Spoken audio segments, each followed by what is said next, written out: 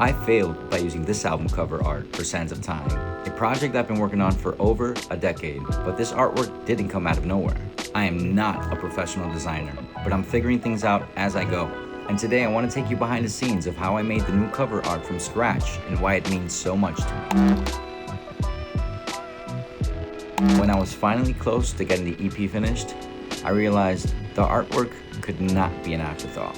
This project has lived with me for over 10 years. The songs blend electronic textures, analog guitars, strings, and organic sounding drums. Some synths bring electronic energy to the songs, but overall there's this nostalgic, vintage feel to the music I created. So I was originally influenced by this pyramid with the hourglass cover I found on Google. I did like the theme, but I realized I needed to really focus on creating the world that this music was enveloping. So I really wanted to focus on creating an album cover that would fit the brand. So shortly after realizing I needed to really spend some time on this album cover, I went through a lot of evolutions of ideas, and I finally started to reach the one I felt like was befitting this EP.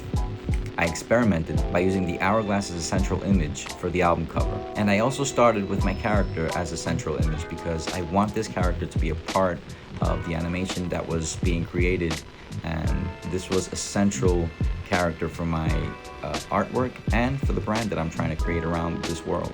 I started with many ideas and none of them were working. So at that point, I wasn't trying to make something perfect. I was really trying to take my time and let the image kind of like tell me where it needed to go, and also using the music to really inspire me as I started to draw this album cover. There were a lot of versions I scrapped. I'd get close, but then it'd just feel all wrong. I was stuck in that perfection loop, comparing it to professional album art and second guessing everything. But eventually I realized it didn't need to be polished. It needed to be mine. It needed to reflect who I was and what I was trying to communicate. Eventually I started focusing on the central image even more, the hourglass within the image of the character, and I leaned into the image I found, and I was able to really meld it well with this character. I really like this idea of the hourglass within the character because time is fleeting.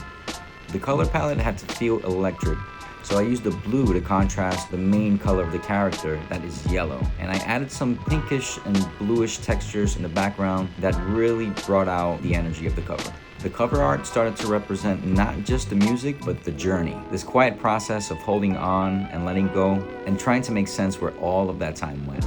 This is what I landed on. It's not flashy, it's not trendy, but it's right. It carries the weight of the music, the time it took to get here, and everything I had to let go of along the way. For me, it's not just a cover, it's a closing chapter and an opening scene. Thank you for watching. If you're working on something and learning as you go, I see you. That's what this whole series is about. In the next episode, I'll take you inside of how I produced and mixed the Sands of Time music as someone who's still self-taught and still figuring it out. Subscribe if you haven't already. I'll see you on the next one.